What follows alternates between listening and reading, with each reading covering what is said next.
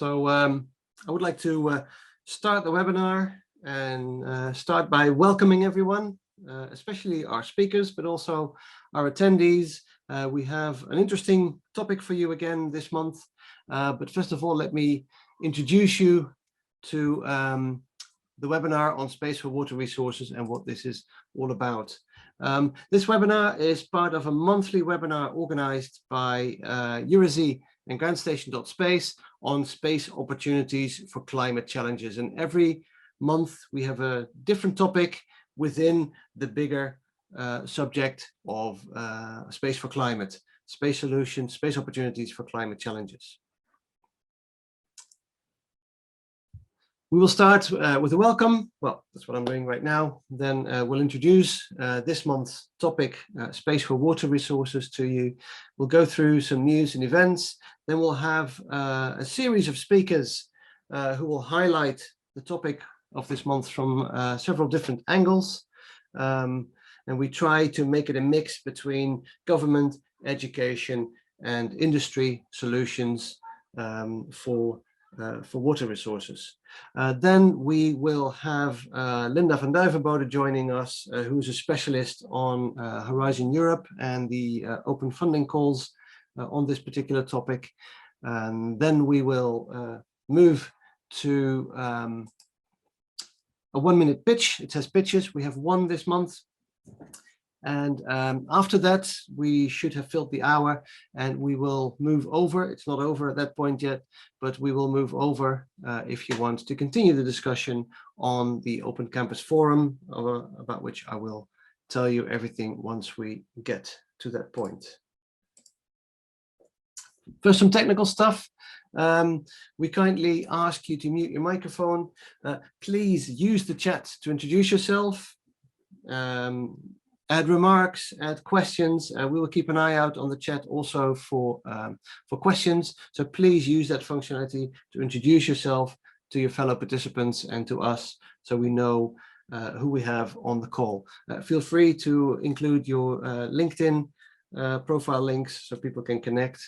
This is all about networking as well as it's about information. So enjoy the webinar, and again, join us on the Open Campus Forum for networking afterwards.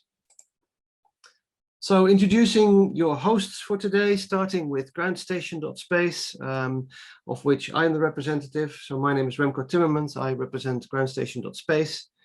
And Groundstation.Space is an open innovation network, very much doing activities like this webinar, where we basically try to connect the world of space to the world of non-space, bringing space technologies to non-space applications. We do that by showing opportunities of space data to non-space sectors, bringing together academia, industry, and government, and organizing events, workshops, running a tender desk, providing data access, and basically be a go-to point for space information for anyone who would like to use space data. So please go to our website, Groundstation.Space, to connect, and of course, follow us on all our social media channels. We are pretty widely available.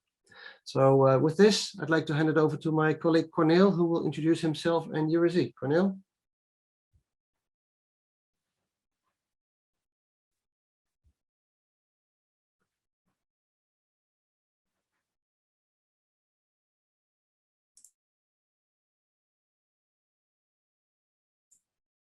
We can see your screen, but we can't hear you yet. So I think you can hear me right now, if everything is good. All right, perfect. So here's my presentation. You should see it. So also thank you very much, Remco, and also very welcome from the Eurisy side. So we are a non-profit association based in Paris. We try to raise awareness of satellite applications, and we also try to facilitate the dialogue between space and non-space communities, such as events such as the one we have today.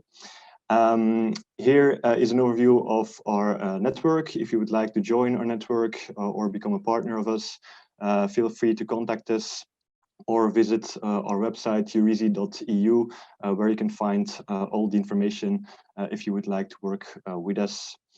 Then about, yeah, of course, this webinar series. So our previous session covered smart mobility solutions. So we had presentations about satellite data for railways, for bike solutions, for urban air mobility. And I refer here on my slides to a recap article if you want to know more about that. Yeah, you will have access to all of the presentations, all the slides. So you can visit our website and visit this article to know more about the previous sessions. But of course, today we are going to talk about water resources.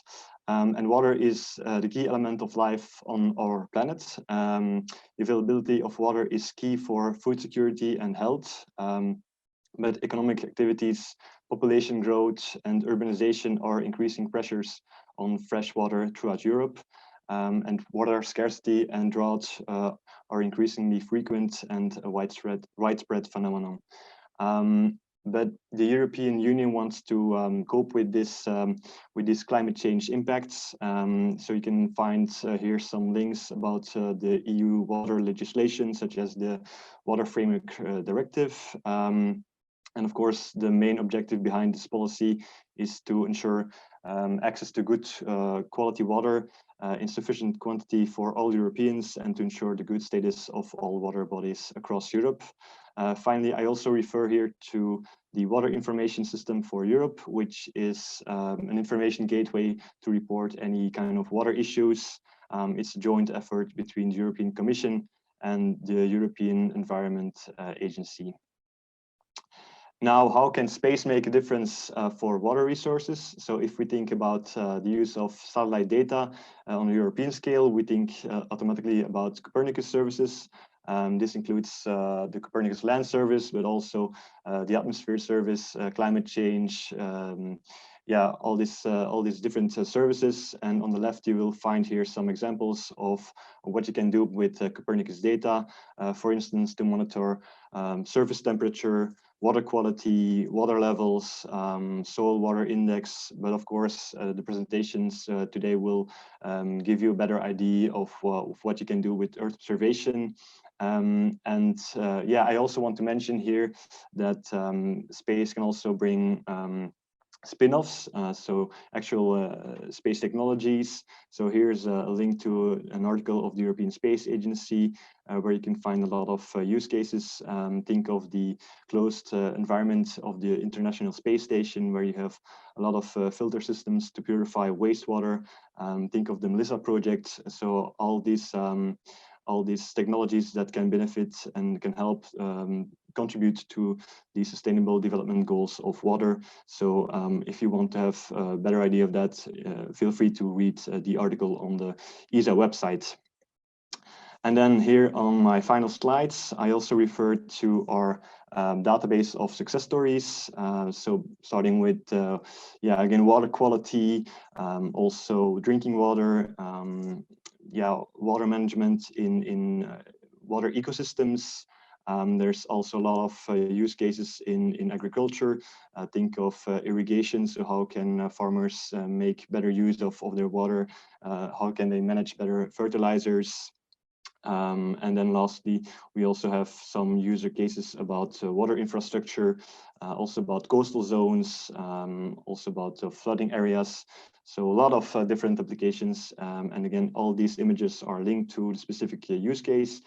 So you can have access to the slides and you can just click and go to our website to read more about that. So now I would like to give it back to Remco. Okay, thank you very much, Cornel. And I will switch back to my screen. And I have two topics before we hand over to our speakers. First of all, I'd like to take you through a little bit of news and some interesting upcoming events on the topic of space for water resources.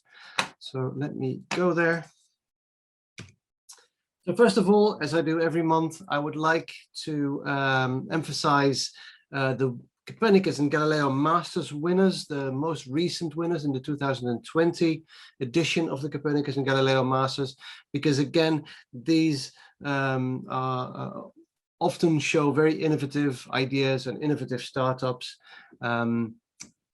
on the topic of Earth observation and water. So we have 4 winners in the 2020 edition that are related to water resources. We have Aqualab, that are about preserving water, Water Jade, about river flow monitoring and discharge predictions. We have Eomatic, soil moisture for humans and devices, and the water leakage detection based on cosmic ray absorption. So if you're interested in that, you can go to the Copernicus Masters website or refer to this slide later and click on these links to find out more.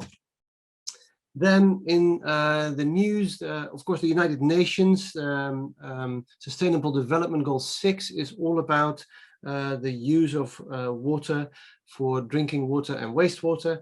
And they came out recently, just a few months ago, with the United Nations World Water Development Report 2021 about valuing water, with the subtitle Determining the True Value of the Blue Gold We Need to Protect. And obviously that's all about what we're talking about today. And you can find that report readily downloadable on the link provided below.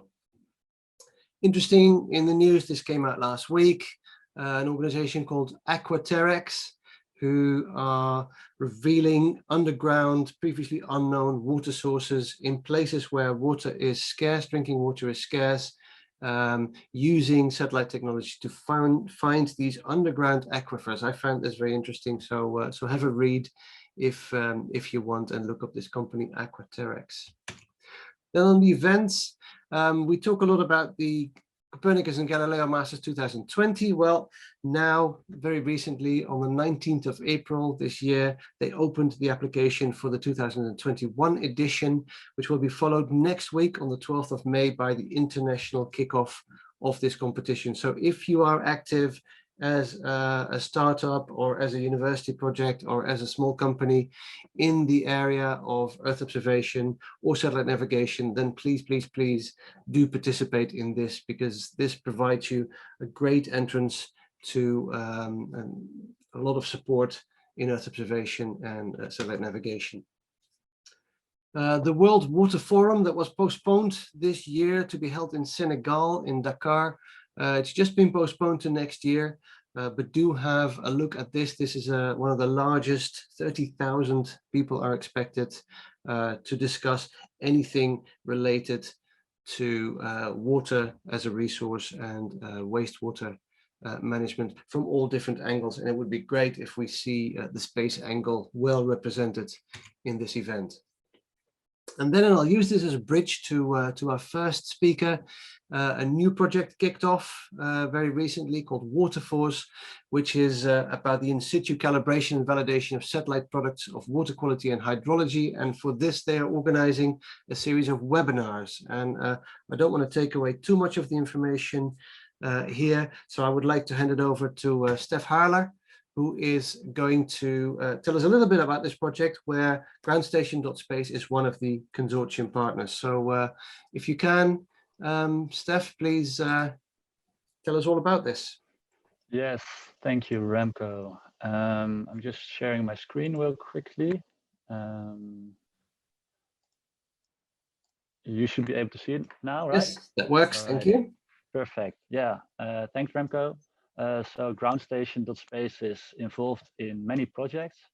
And in line with the topic of today, I would like to highlight one of the projects, which is Waterforce, which stands for Water Scenarios for Copernicus Exploitation. It is a project funded by the European Union under the Horizon 2020 program. And together with 18 participants, we are doing this coordination and support action. So what is it about? Well, most of you know the 6 Copernicus services: atmosphere, marine, land, climate change, security, and emergency. But inland water isn't one of them. Well, actually, it's among all of them. So it's very fragmented, and that is actually not what you want for such a key element of life, as Cornel just really nicely said. So yeah, therefore, we defined 8 work packages. I won't go into detail into all of them, but the main goal is to develop a roadmap for the Copernicus inland water services. And what should be in this roadmap? Well, we still have to find out, because we're still working on this project. but it could be an advice, maybe an advice to develop a new single 7th Copernicus service, or maybe integrated under the Copernicus land monitoring service, or maybe it should be better coordinated under the other 6 services, or totally something else. We will see. And if you would like to learn more about this project or want to stay involved, please check the following resources, or send me an email, or send an email to info@waterforce.eu. And you can always send or ask a question in the chat for today's webinar, and I will try to answer it. Yeah, thank you. All right, thank you very much, Steph. And now it's over to you, Cornel, to introduce our speakers of the day. Right, perfect. So now I would like to introduce Dr. Ilias Pekli-Vanidis.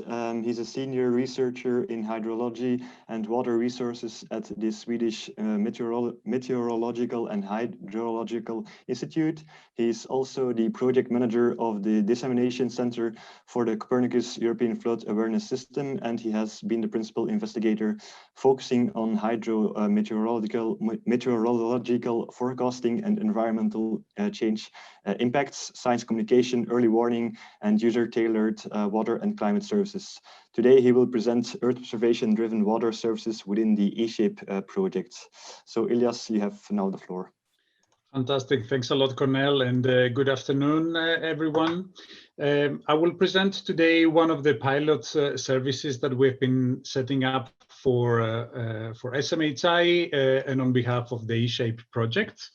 And that has to do with a large-scale Earth observation-driven water service, so that we can use it in order to address the local user and the market needs. I'm sure you all are aware of the fact that digitalization and Earth observations have evolved significantly the water sector. Here I'm presenting a number of applications that belong in the water sector where local users are operating. And the traditional approach is when somebody like a consultant is setting up water services for these applications. But the difficulty there is on the fact that if this is required to be applied in another domain, then a new service needs to be set up from scratch, and that requires a lot of technical foundation. So through a large-scale hydrological model, which is actually the foundation of a water service, one could tackle this type of requirements. At SMHI, we have been setting up hydrological models for the large scale, and by large scale, I mean for the entire country or for the entire continent, such as Europe, or even for the entire globe. Here is an example of our global hydrological model. And for one to do that requires a lot of in situ data. And as you can see here in the top left figure, there's these local in situ data are very much scattered over the globe, and there we have a lot of domains that they are ungauged. But nevertheless, through the evolution of Earth observations, now we are able to use a lot of satellite images, and these are providing us a lot of information both in space and in time at a very fine spatio-temporal resolution also. And we have been doing that in our services in order not only to using the data to set up the models, but also using this type of data for evaluating the model, and also in a data simulation mode that allows us to represent the physical processes in a better way. So the service that we have been setting up for eShape is called the Historical Data Availability for Water Quantity and Quality. So this is already in an operational mode at SMHI. You can go to the link here listed on the bottom, and there you can find hydrological variables for water quantity and quality for different domains. This is an example from Europe, but also there is information for the entire globe. And we're not focusing only on stream flow data, which is the traditional variable of interest for hydrologists, but you can go on other type of information, for instance, water temperature, total runoff, phosphorus loads, and inorganic nitrogens, and actually many more hydrometeorological information. The one example, the example that I'm giving here in terms of dissemination of the service has to do with this special outlook, and you can make comparison of different river systems over Europe and have a better understanding of how these variables are specially, what is the status in a special manner. But also you can find historical information of these variables. You can click in one specific region, the region of interest, and then you could find this time series. And of course, you can download the data or you can subscribe to our service. Here, as a dissemination practice, what we do is to visualize the data as a time series. Here's this red line here, but also you can find you can compare this specific time series of that specific year to the climatology. Like, for instance, what has been the general patterns throughout the years, and that is quite a lot of information for the users also. But talking about the users are interested on putting trust in a specific service.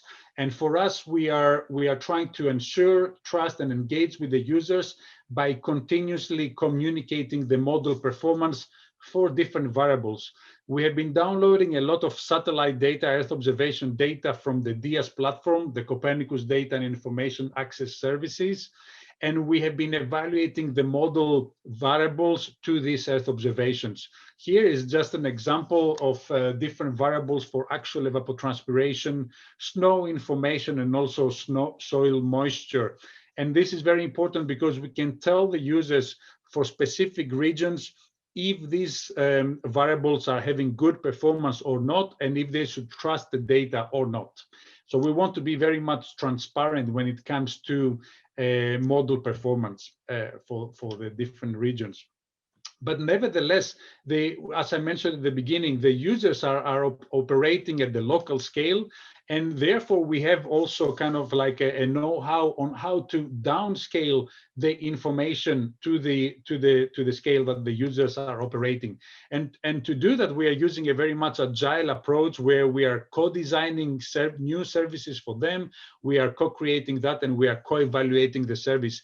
This is an example here that has to do with the Lake Hume in Australia, where we had our initial large-scale hydrological model set up at a core spatial resolution. But after talking with the users, after engaging with the local users, we are able to redelineate the service, and we are able to recalibrate the service so that we can achieve better model performance. And by doing that, we can ensure their trust. I'm going to give now various of examples of how this historical data have been used from our users. That is an example from an ongoing Horizon 2020 project called Prime Water, where we are engaging with local users in the USA, in Australia, and also in Italy, in Europe. That has to do with different water-dependent industries. And we are providing historical information and also forecast to the users for them to set up a decision support tool and make a better estimation of the status of today and also for the coming 10 days. Another example has to do with the hydropower sector in Sweden, where the industry, the hydropower industry, is very much interested on snow information, and they have been doing a lot of surveys of snow. But nevertheless, we have been downloading fractional snow cover, snow water equivalent, and we have been assimilating these products in a seasonal forecasting service that we have set up. And through this assimilation of the Earth observations, we have significantly improved the seasonal forecasting skill. And by doing that, the hydropower users, they can make a better regulation of the reservoirs, and therefore it can end up to significant added value in terms of economy. The last example here has to do with water security and risk reduction. So one could actually find this historical data, can make assessments of where we had high values of discharge over Europe, or low values. That means where we have floods and where we have droughts. And based on that, they can also use satellite data to monitor the situation. This is in a historical mode, but you can do that on a near real-time applications. And when you see that something like a region has high risks of flooding, then you can you can use products from Copernicus. This is the Copernicus Emergency Management Service, which is called Rapid Mapping, and you can see the regions that they are considered as flooded according to the Earth observations. So for me to conclude here, I only have 3 very simple take-home messages. First of all, the fact that Earth observations have evolved the water sector, and this is simply because they do provide fine, spatial, and temporal resolution data. The other has to do with that these Earth observation-driven large-scale water services are very much important, because not only they provide an outlook of the hydrological status, but they can allow us to set up new services at different places of the globe. And finally, nevertheless, we need some type of downscaling of these services. We need to customize it, and therefore we are working a lot with local users, understanding their needs and tailor the service in order to add value for these downstream applications. And with that, I would like to thank you all. Thank you very much, Elias, and very nice also to see the interactions with local end users. And I now would like to remind the audience to use the chat if they have any questions. So after the presentations, we will have a few minutes for some questions. For now, let's continue to our second speaker. So now I would like to introduce Ahmed Eraji. He is doctor in geoscience, specialized in remote sensing and GIS. He is the head of the Spatial Mapping and Planning Department at the Royal Center for Remote Sensing in Morocco. And his field of interest is applied remote sensing to water resources management. So Ahmed, please, you can now present. Thanks, Cornel. First, let me say a few words about the CRTS, the Royal Center for Remote Sensing. We are a public center, and we are acting on, let's say, 3 major axes. The first one is related to the promotion of the use of Earth observation data at national level. The second one is concerning the Earth observation data accessibility. So CRTS is facilitating the access to all the users at our country. And the third axis is concerning the capacity building, and CRTS is strengthening capacities for public and private sector for better use of Earth observation data and services. So my presentation is case studies, as you said. So I will talk very quickly about these 3 topics. The first one concerning the irrigated area monitoring. The second one is concerning the use of the combination of Earth observation data and the modeling, mainly to, let's say, estimate some hydrological parameters. And I will end by the third topic concerning a few examples related to monitoring water-related hazards. So the let's say the first topic concerning the monitoring irrigated area. In CRTS, we are using, let's say, various type of sensors to produce various type of maps with a very specific legend depending on the needs of the end users. And we are using very various approaches from, let's say, per pixel classification to deep learning approach. And of course, nowadays we are more using national capabilities in terms of very high resolution data derived from the Moroccan satellite Mohammed 6. A and B. The product that we deliver to the end user is, of course, maps, very detailed maps at the plot level, as you can see here, with the very specific legend. And of course, we are also producing databases, JS databases that can be used furthermore at their level for, let's say, value-added product to, let's say, better contribute to the water management activities. So this is a few examples. For example, since we produce that JS databases, they can be used in statistical analysis to better understand what is going on in terms of, let's say, end use at their level. And of course, we also look at the history using past situation. As you can see here, Earth observation can, of course, you produce such kind of information to get, let's say, close view or a closer view on what is going on in terms of territorial dynamic related to water use, depending on its groundwater or surface water.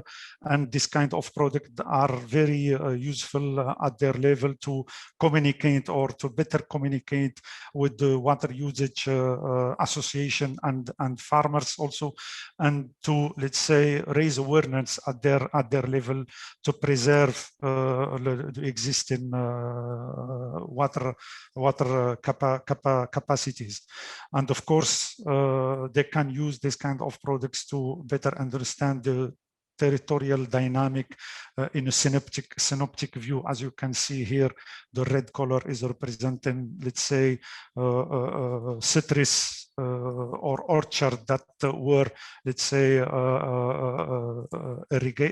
eradicated, and the green color is representing the new extension. And this kind of situation is always very useful at the water agency level to better understand what is going on and to better control the use of the water resources.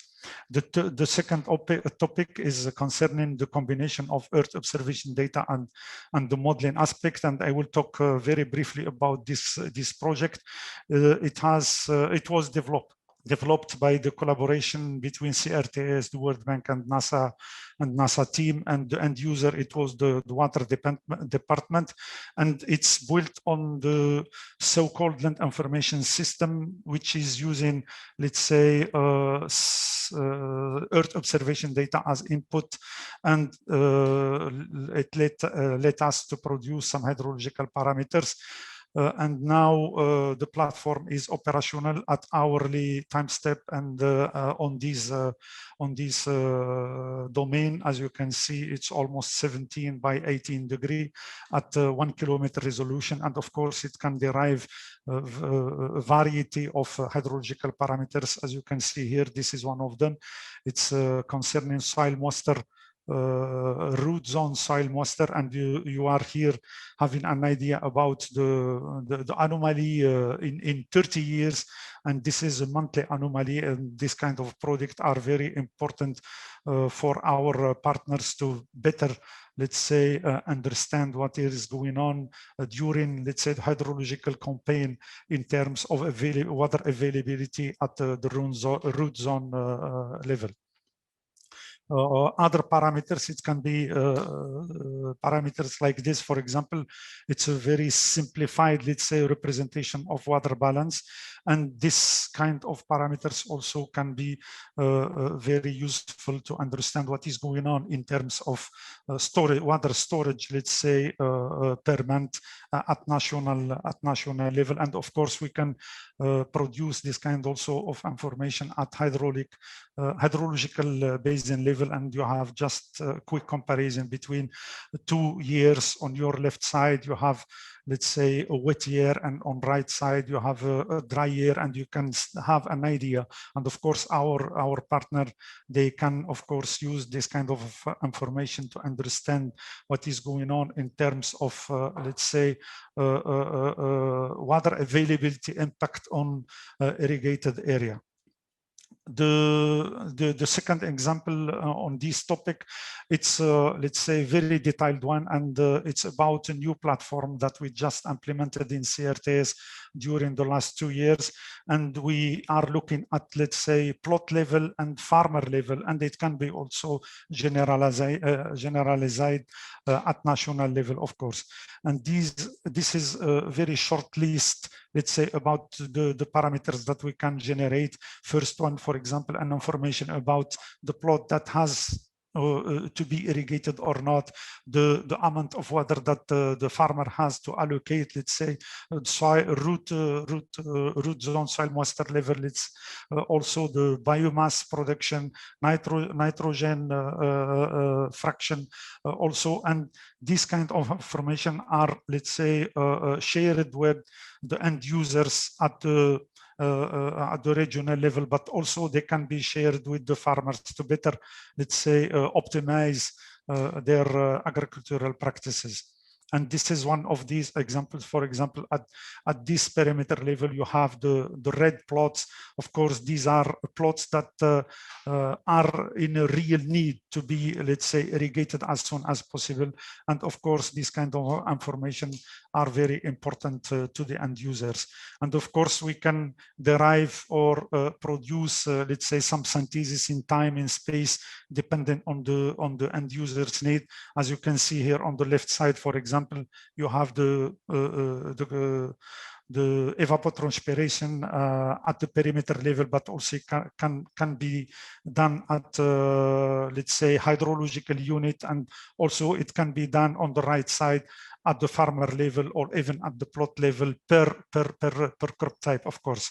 And this kind of information, as I said, they are shared with our partners to better optimize the agricultural practices, mainly with links to the, let's say, the use of surface water for irrigation. The last topic is related to let's say, hazards, and I will talk about two points.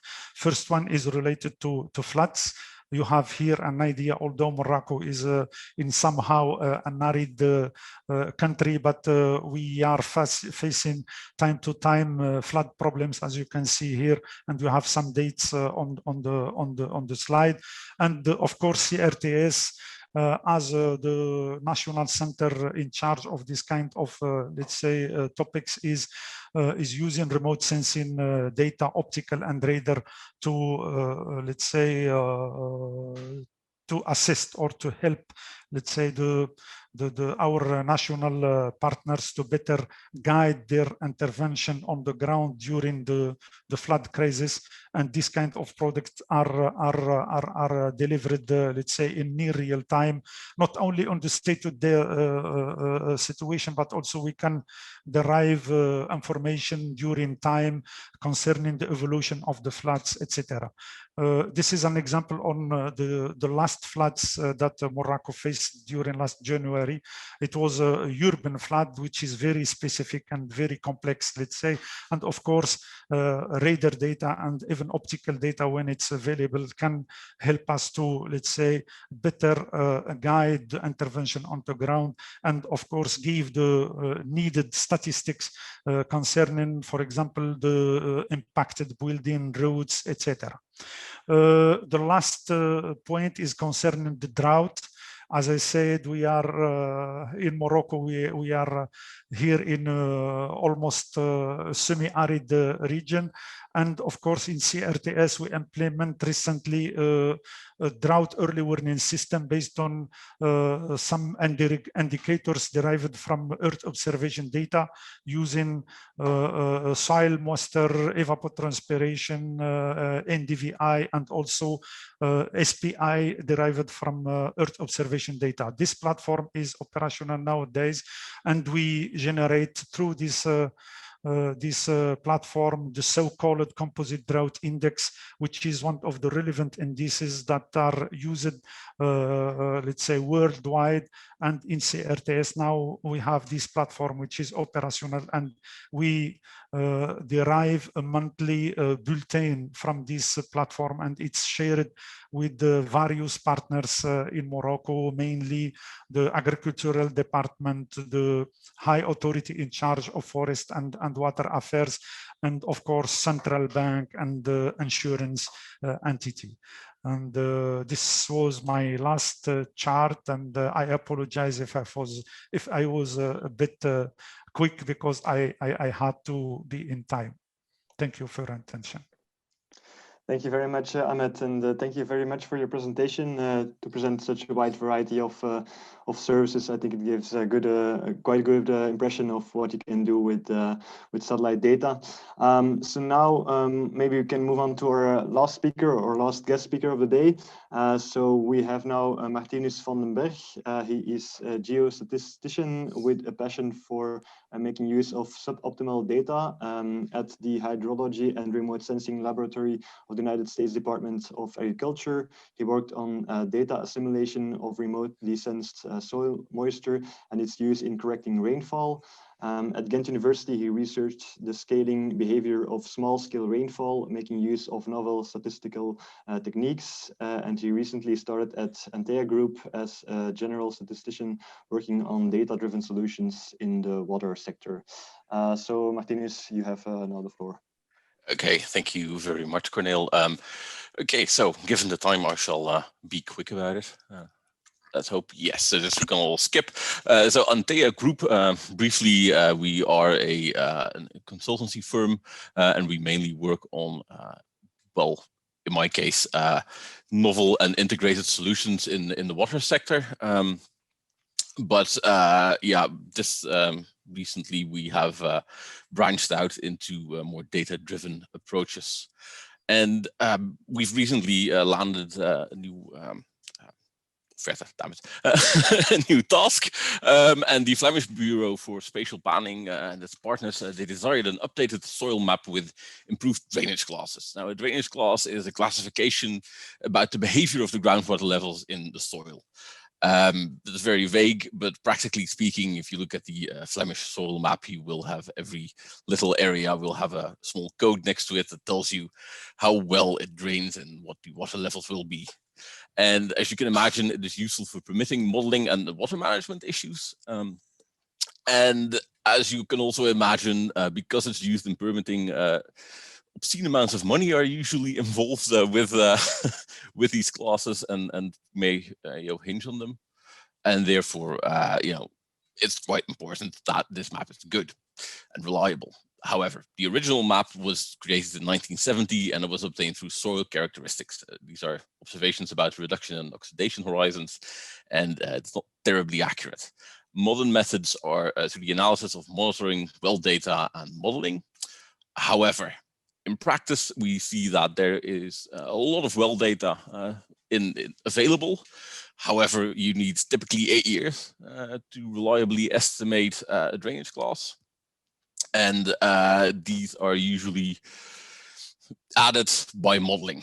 Practically speaking, however, there is not nearly enough well data to fit models at the required scale. Also, numerical modeling at like country size scales is very, very difficult, especially with the scales involved here. We're talking not kilometers, but hundreds of meters in accuracy.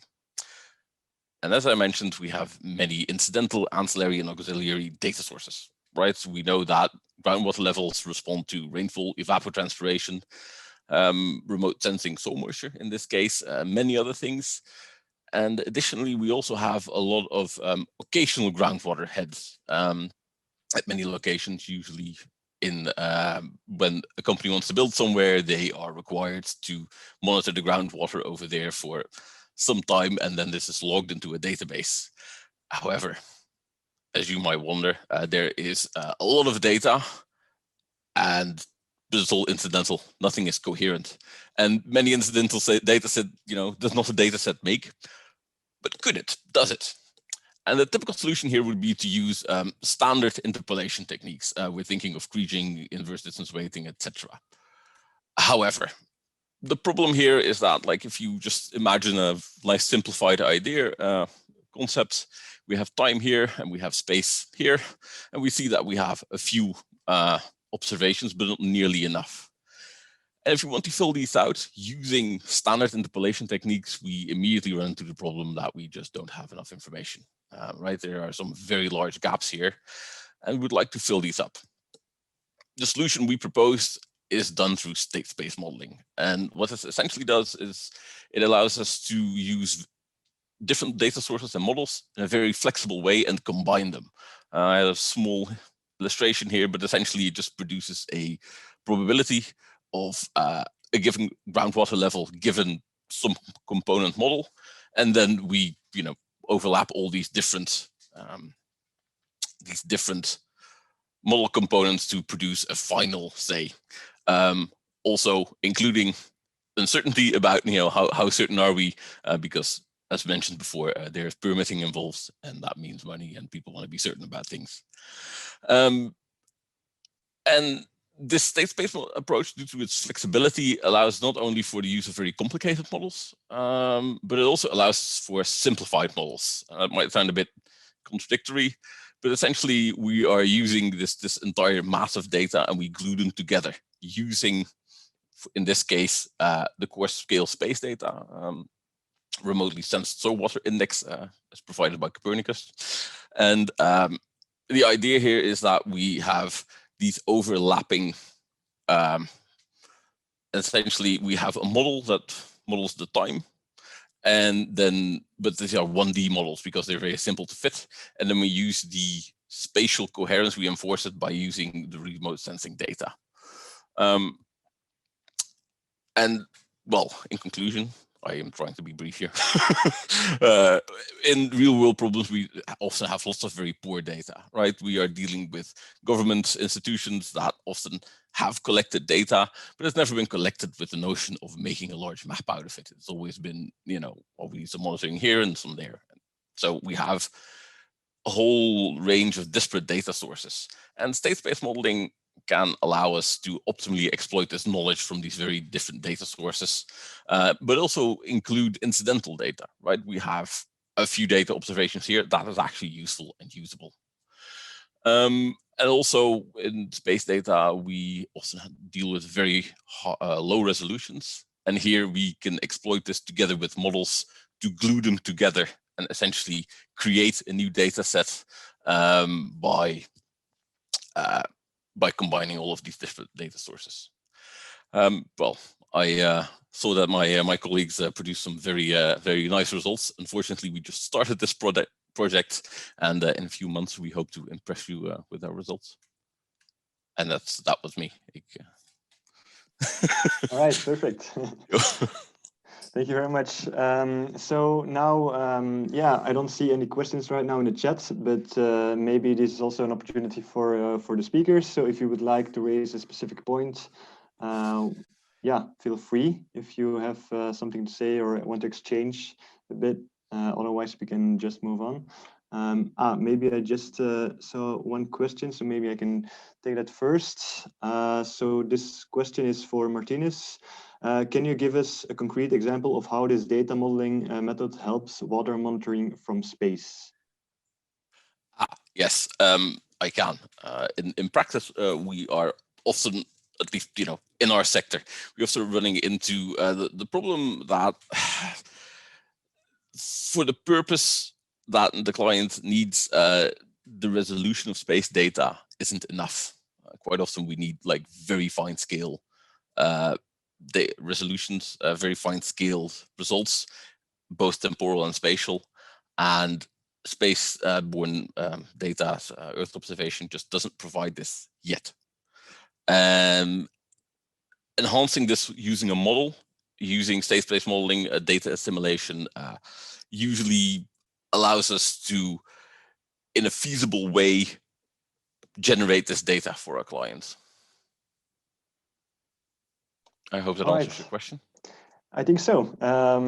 So now I think, yeah, if you have any more questions, now I'm addressing the speakers, please feel free to take the floor.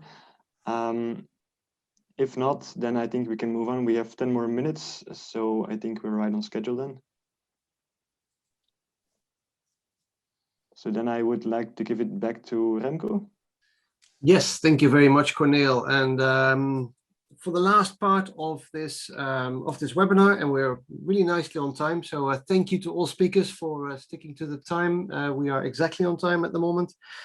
We have two more speakers for you before we close and move to the Open Campus Forum.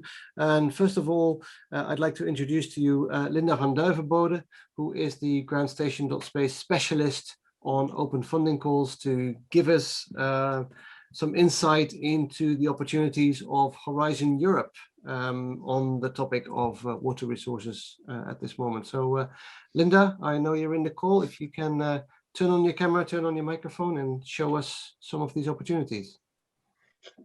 Yeah, thank you, Remco. Yeah, I'm here. I'm cameras on, microphones on.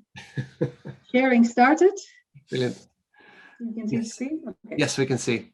There's actually a lot of calls related to water. So I won't go into a huge amount of detail for each of them because literally there's just too many. But as normal, we will send them to you and you can have a look at them at your leisure and come back with any questions if you have any, either to us at Groundstation or Eurisy contacts you may have. So I don't know what you know about Horizon Europe, but they work with clusters, thematic clusters. So I'm going through cluster by cluster where I found relevant calls for water-related topics, either explicitly mentioning space like Galileo or Copernicus, or where I felt that space could be at least be an element of the solution. So the first one, where actually there were quite a few as well, is cluster 3, which is civil security for society. And that's all to do with fighting terrorism, cybercrime, but also border management and control.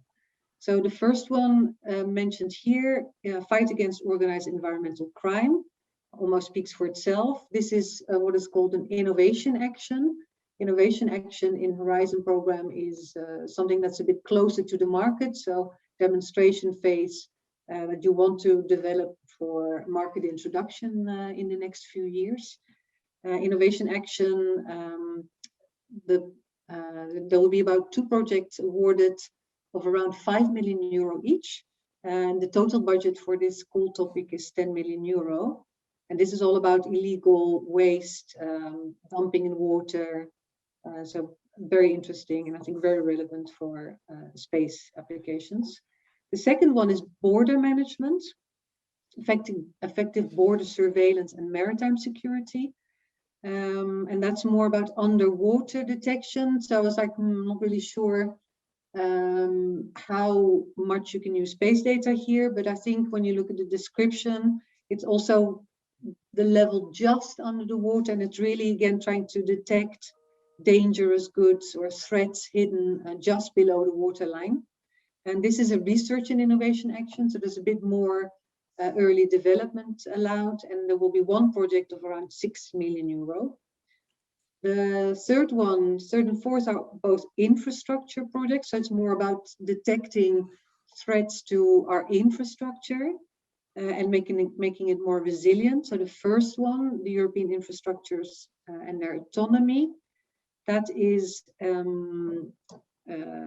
also innovation action. There will be 2 projects awarded of around 10 million euro each, so quite big ones. The total budget here is 20 million euro. And here is explicit mention of Galileo and Copernicus. And because of the sensitive nature, it is only open to EU member states. And the second one still has this security aspect, but is a bit more open. Again, explicit mention, so this is nature-based solutions for infrastructure.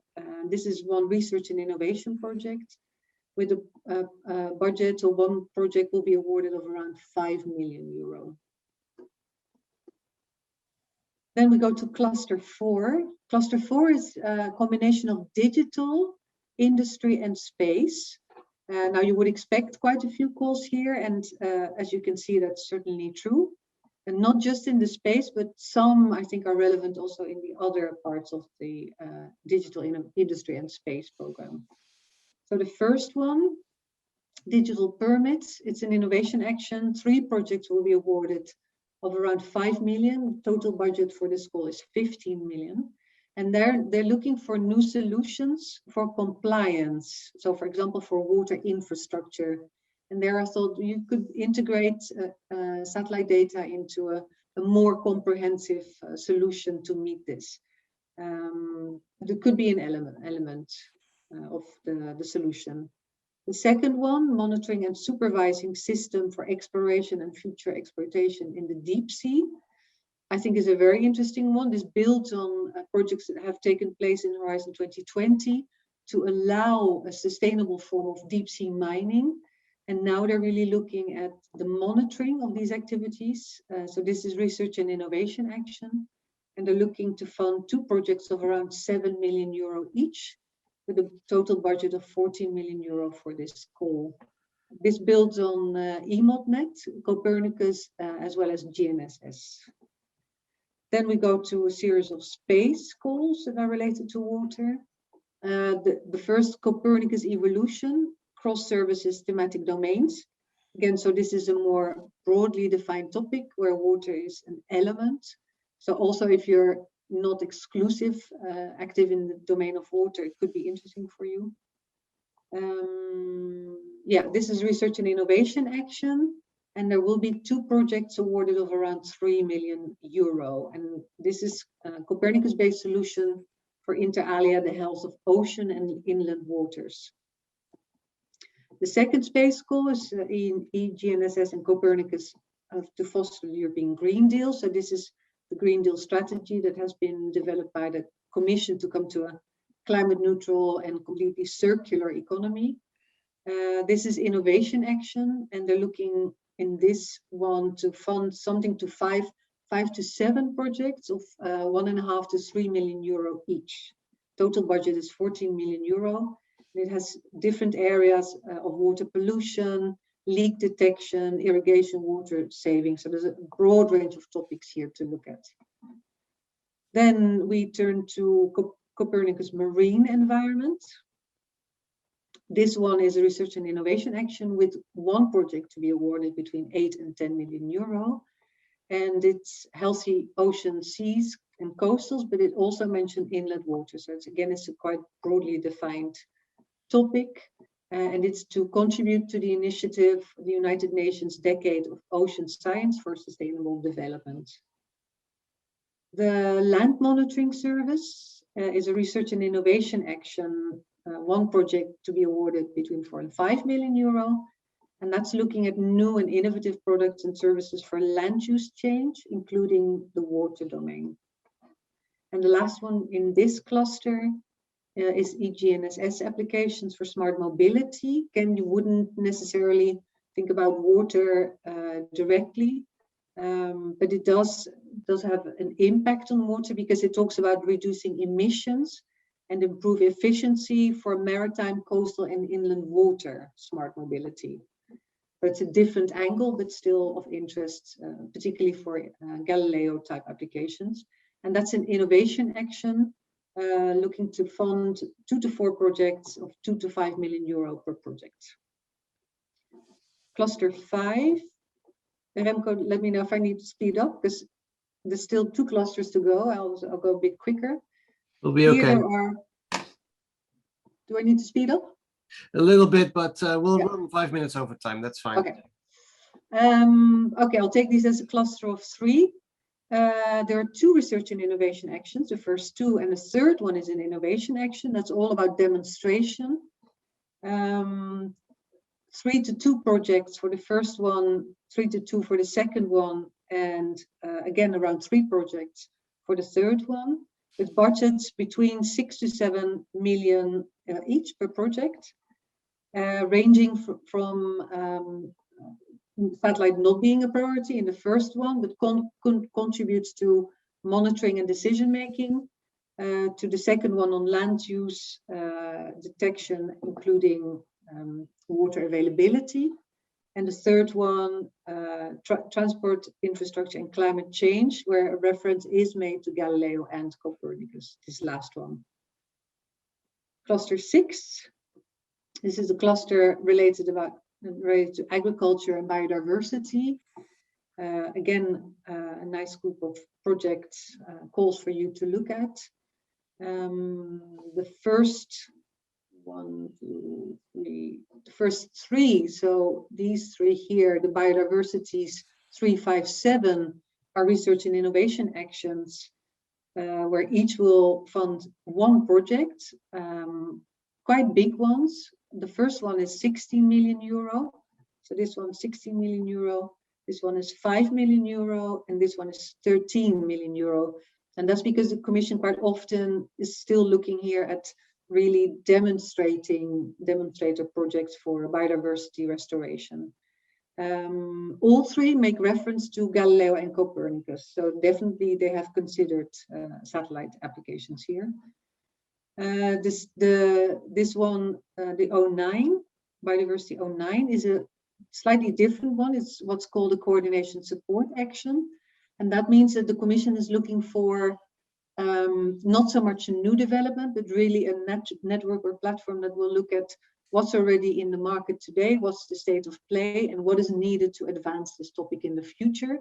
And quite often then feeds later on into research and innovation action or innovation action. So that this is more for organizations looking to develop and set an agenda.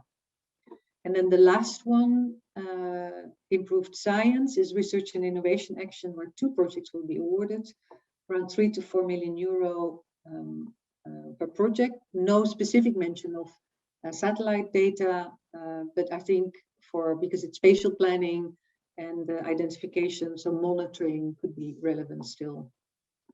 And that's it. Okay, thank you very much, Linda. And I would like to emphasize the fact that we'll be sharing this information, including the links on the website later.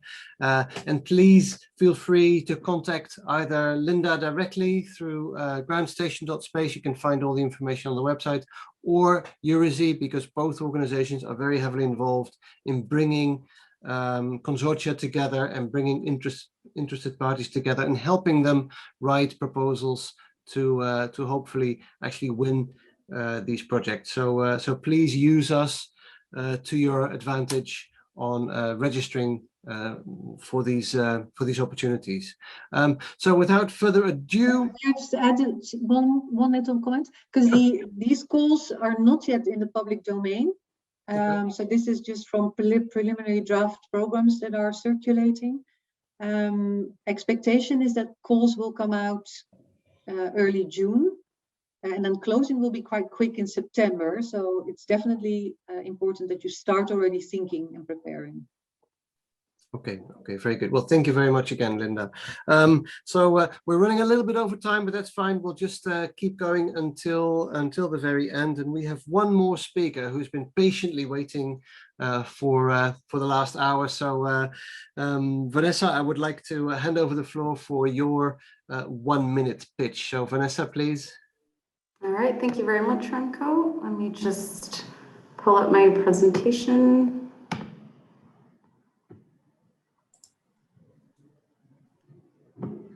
All right, can everybody see my screen? Yes, perfect. Awesome. So hi, everyone. I'll try and be as brief as I can. My name is Vanessa. I'm talking to you from Hydrosat.